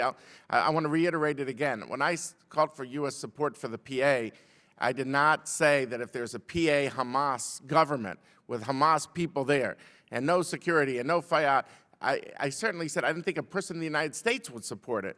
I just called for continuing now while there is no unity deal. I don't believe it's happening. Gotcha. And so I just want to be sure no one confuses those two. Thank you very much. Thank you, Adam. Mr. Schneider, thank you so much. Thank you, Madam Chair, and thank you to the witnesses for joining us. I believe one of you, I believe it was Dr. Levitt, mentioned in opening remarks that Hamas has a long view in history and takes, I think the Arab world does this. And we see in the region around the Israeli-Palestinian conflict with the Arab Spring, the Arab emergence, whatever you want to call it, countries at a crossroads. And my sense of what's happening in Israel and the Palestinian territories is that they feel that they are not at a crossroads, not on a path anywhere, but really on a treadmill, that we're doing the same thing over and over again. And Mr. Makovsky, your comment that we should have a policy that rewards those that focus on coexistence with Israel, those that will take the steps towards peace, and we should make sure we never reward those who promote antagonism or terrorism. And yet what we see in the West Bank, as Hamas is becoming reemergent and we're taking steps backwards, as Fatah continues in its path of corruption, and Fayyad, for all the support we want to give him, seems not to have any support, any constituency getting behind him. How do we help Fayyad? How do we help that third way, if you will, to a path that can get this off this treadmill? My point is, look, we're holding up a lot of aid. I think that a lot of the 2012 aid has not been dispersed. He's been viewed as indispensable to that. And I tend to believe that as long as he's continuing on the path of reform, and by the way, he doesn't often get credit for this, but he's been pivotal in the security cooperation with Israel and the Palestinian Authority. You know, we support those who, you know, support our values. And I think that he's had a lot of success. I said in my opening remarks, where I feel the lack of aid has hurt him and made him more vulnerable and has allowed people who fear his ascension to follow Abbas, has enabled them to unite around it. And so instead of our lack of aid hurting Abbas and having demonstrations outside of his office, all the demonstrations are outside Fayyad's office. In my view, that's counterproductive. And as long as there's no unity on the basis of Hamas accepting the international criteria, again, I'm not against the idea of unity, but until Hamas changes along the international criteria lines, there should be no unity, and Fayyad keeps his policies. We should be supportive and release the holds on this money so we could bolster those key people who support the idea of coexistence and have helped Israel keep the area quiet for the last 5 years. Dr. Levitt. Hamas does have a long view, and when it looks at the Arab awakening, it sees its long view vindicated. It feels empowered right now. As I said, I think this is one of the reasons why it decided to open up hostilities in November. And when you compare that to the position of the moderates in the West Bank, who are taking a position of nonviolence, taking a position of two-state solution and negotiations, and are getting defunded, it becomes extraordinarily difficult for them to explain to their constituents why their position still holds merit, while Hamas is still bravely fighting and sticking its eye in Israel's finger, and then you're competing for public opinion. It's very, very hard. I think this is the type of thing that helps Palestinian public opinion polling data lead to questions like, do you support violence, and see a short-term uptick in that after violence like November, because we don't see the moderates on the other side being able to show tangibly what they're getting. Let me just phrase this a different way. Throwing a lifeline to Egypt and describing Turkish Prime Minister Recep Tayyip Erdogan as best friend to America is to throw a lifeline to Hamas right now. What we're seeing between Hamas and Fatah cannot be separated from what's going on in the broader region. And unfortunately, rather than having a broader strategy to address it, we tend to be in full-blown reactive mode. Thank you. So pulling you back to the West Bank in specific, because the people I talk to are saying that over the past couple of years, the cooperation, security cooperation in particular, between Israelis and PA forces has led to a great reduction in violence in the West Bank, hopefully to get us off of that treadmill. How do we make sure that we don't compromise that ability of the Israelis and Palestinians to cooperate in the West Bank?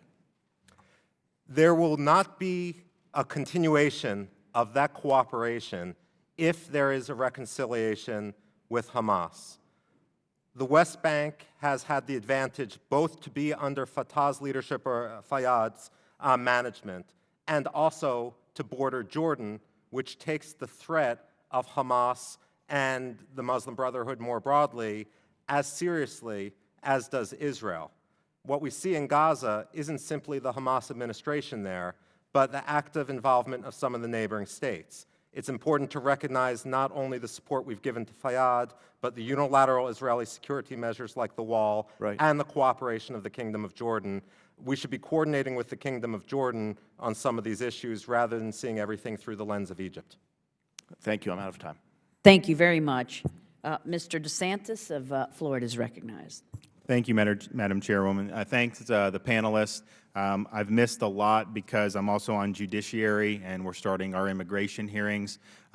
More cameras than that one, if you can imagine. But thank you for here. So if I ask questions that have been asked, I apologize.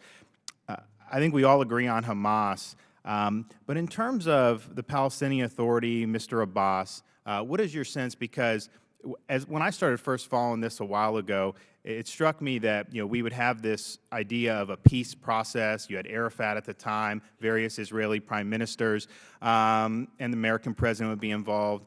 But then if you actually went back and looked what was going on in the Palestinian areas, you would see maps that didn't have Israel there. You would listen to some of the things that were said in Arabic, and it was not necessarily conducive to wanting a peaceful solution. So at the end of the day, people like Hamas and the Palestinian Authority, just what's your sense? Do they honestly think a two-state solution is a lasting peace, or is that just a step to eventually move Israel out of the area? Well, I think on the issue, when you ask about President Abbas in particular, and I think he's flawed in many ways, but I will say this for him, and he's a man of this way of great courage in the sense that he has been very consistent against violence. And he has had death threats against him. He said the Second Intifada, at one point he said it was terrorism. That was between 2000 and 2004, where there were 1,000 dead Israelis, 3,000 dead Palestinians. He has paid a price. He has said publicly, we want the West Bank, but the rest of it, Israel, that's Israel forever. That's good.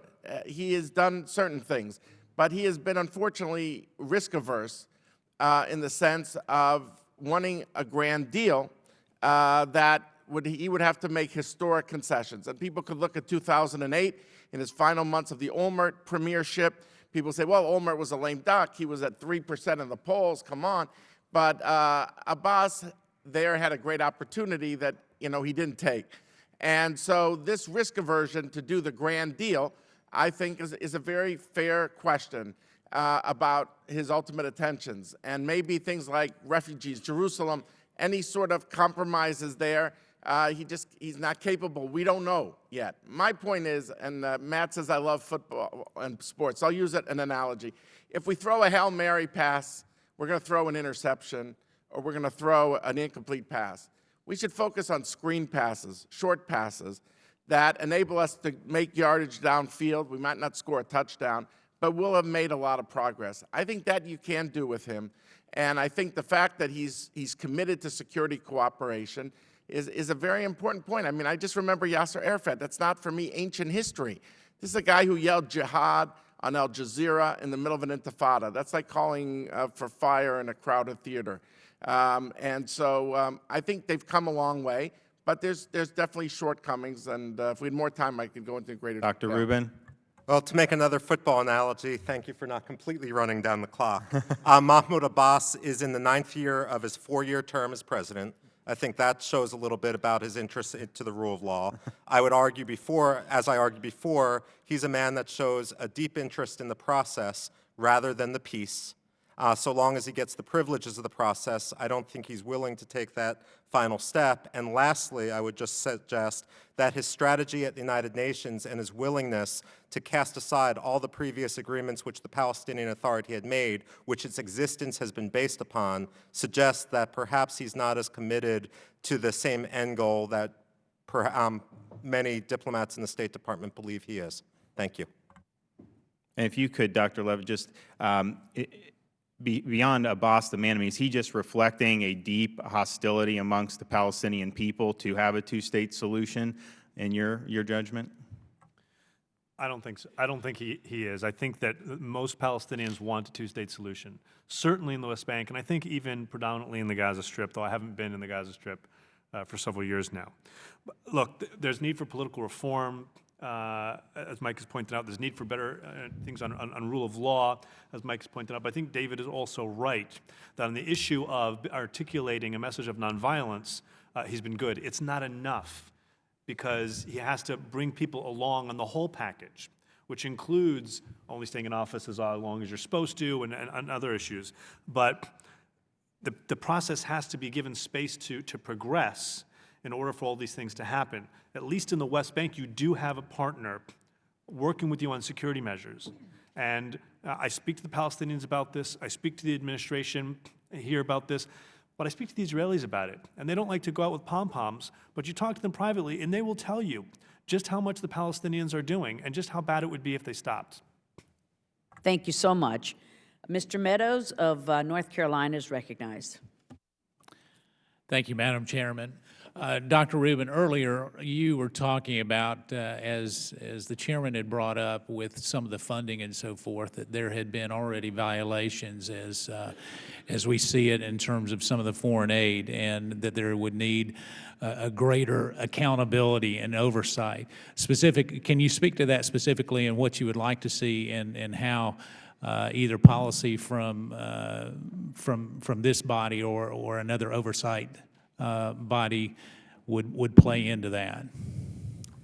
Specifically, during the Oslo process and after, there were instances in which the American discussions with Yasser Arafat and the PLO would have to be severed if the United States drew the conclusion that Yasser Arafat was directly involved in terrorism.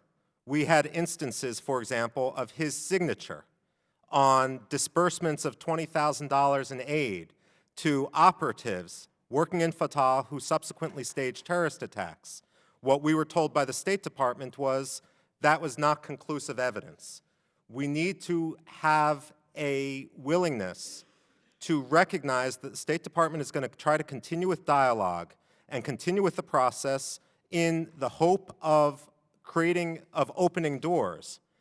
But so long as we don't hold their feet to the fire when it comes to definitive evidence or perhaps even the preponderance of evidence, then ultimately we're going to be trapped in a good cop, bad cop approach. Sometimes I would argue we need to go back to the past when we were willing, the United States Congress was willing to hold up items which the United States State Department wanted in order to ensure a much more coherent compliance with the laws which the U.S. Congress had passed. Thank you. Okay, and then following, go ahead, Dr. Levitt. I was just going to say, you know, historically this is absolutely true. And if you Google PLACA, the first two things you'll get are the reports I wrote at the time, blasting the State Department for some of these things that they left out, ignoring the Korean A weapon smuggling ship, the seized documents, et cetera. And it wasn't just the PLACA report, it was also what we then called Patterns of Global Terrorism, the annual CT report that's now called Country Reports on Terrorism. However, if you look at the latest country reports on terrorism, and bits of it I quote in my written report, there's a marked improvement in truth-telling. Maybe not quite where it, but a marked improvement. And I know firsthand that the State Department over the past few years has been investing the kind of resources it hadn't in years in working with foreign governments, especially in Europe, but also elsewhere, to do more to combat the financing of Hamas in Gaza in an effort to do all the things we've been talking about today. So I want to make clear, I completely agree with Mike, but the really bad actions by the State Department in failure to tell truth were several years ago, and there is a marked difference today. I'm not aware, sir, that the Israelis, for example, have any complaints about the Palestinian Authority smuggling weaponry the way they feared under the Yasser Arafat bad old days. Again, I'm not saying that things today are perfect, but I'm just saying I remember those days, and I don't see any complaints from Israel today like there were in the old days, which were justified. All right. And getting back to, you know, the football analogies that we have on both sides of this, you know, one is a Hail Mary pass that obviously is either intercepted or dropped, and the other are screen passes. Do we end up making screen pass plays that never get us past the red zone? I mean,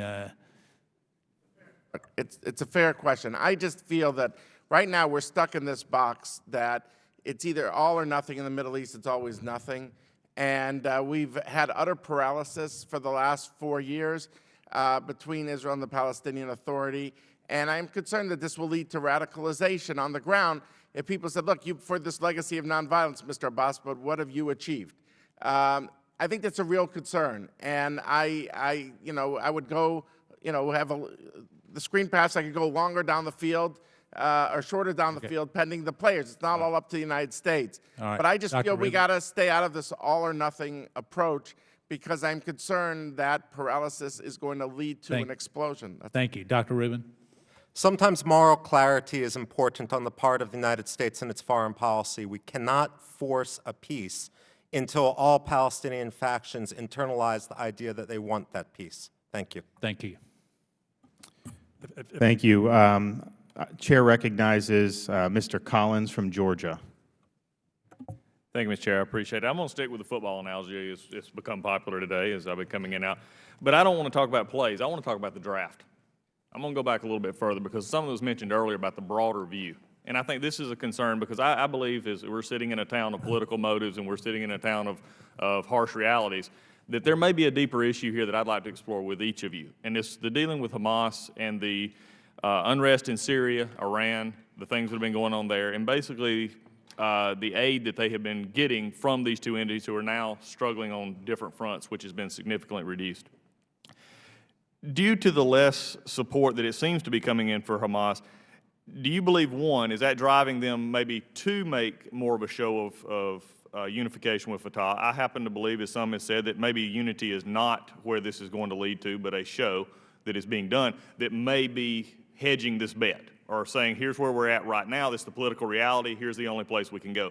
I would like to see what the future would look like because I think for Israel and our other partners there, this is critical. This is where we need to go. And I'd like to hear your comments on that, and Dr. Levy, we'll just start whichever way you want to start. I'm regretting bringing up the whole football analogy. Mr. Kennedy's left, but every time we mention it, I just think about my Patriots not making it. Falcons. There's a myth out there that Iran is not funding Hamas anymore. It's a myth. Iran is still giving a tremendous amount of money and weapons, especially weapons, to Hamas, and that's a huge problem. Syria is, of course, another issue right now, but the Iran issue is still something we struggle with. I agree with you that I don't think that either party is seriously interested in reconciliation right now, because both parties understand that Hamas feels ascendant because of the Arab awakening, and Hamas feels no need to make any concessions on its key demands for an end to security cooperation, et cetera. But both need to be seen, or see themselves as need to be seen as pursuing this, because the public, the Palestinian public, still calls for it. They want it. They want all the fighting to stop. They don't deal with the big picture. Will Hamas do this? Will Fatah do that? They just want the Palestinian populace to be one again, which, as David said, sounds like a nice idea, but when you get into the weeds, has real ramifications.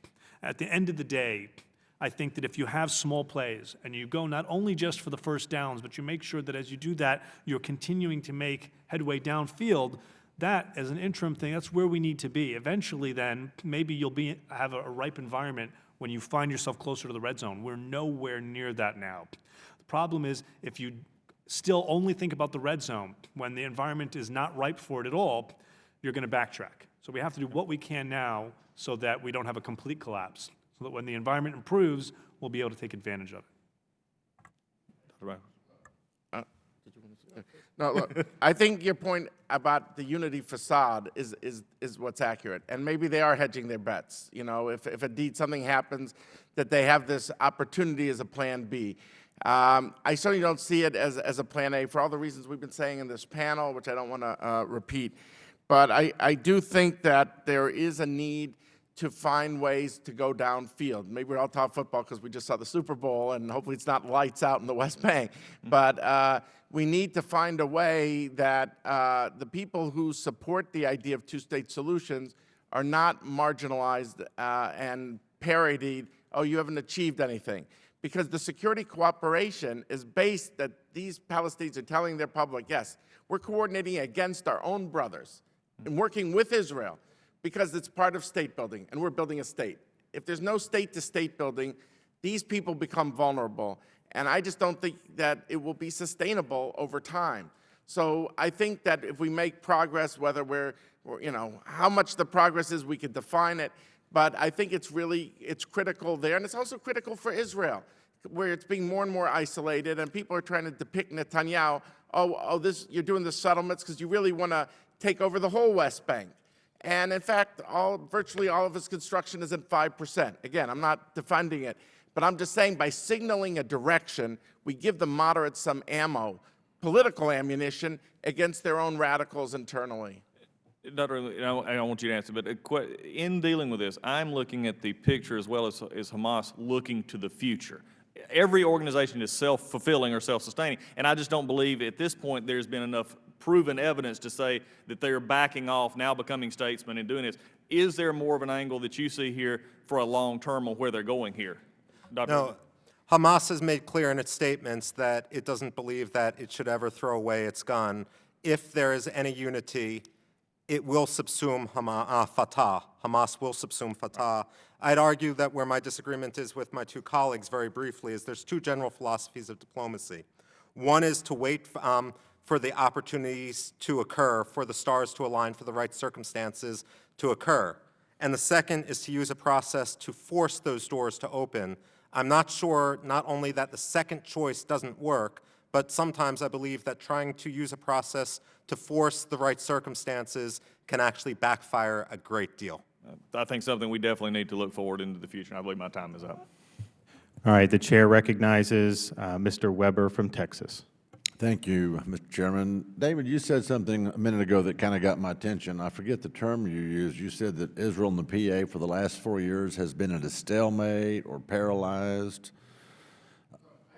That there's been a negotiating impasse for the last 4 years. And the Obama administration has only been 3 weeks of talks in the last 4 years. We've never been in this situation before. Now, how do I apportion the blame?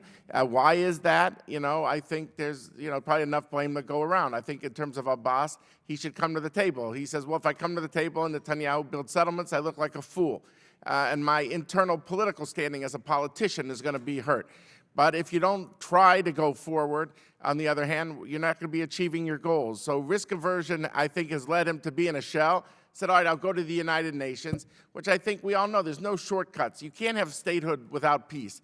And I think that that has been a major mistake. I think with Netanyahu, I think he could, we didn't have a chance to talk about the Israeli domestic results. If anyone would ask me, I'd be happy to offer some thoughts on this. But I think, well, he's showed boldness in many ways on the economics and working with Fayyad and taking down checkpoints in the West Bank. And he doesn't always get the credit for what he's done. But I get that part, but you said, I mean, we said here that, number one, the violence has decreased from the Palestinian Authority, and we've said that the cooperation has increased. Right. That doesn't sound like an impasse. No. The bottom-up stuff has been better than ever. I said there's been some blips with Fayyad going back, but for the most part, the trajectory has been forward. But on the negotiation of can Israel and the Palestinian Authority find a way to decide where do we draw this border? How do we build this two-state solution? There's been a complete impasse. On that one particular. On that point of the top-down negotiation, and the question is, can the bottom-up be sustained if there's no top-down? And my argument is that it can't be over time. But I'm not saying it's going to break down tomorrow morning. I'm just saying they have to go together. That's all. Thank you. You yield back? Okay, well, thank you. Thanks to all the witnesses for your time and your great testimony. This hearing's adjourned.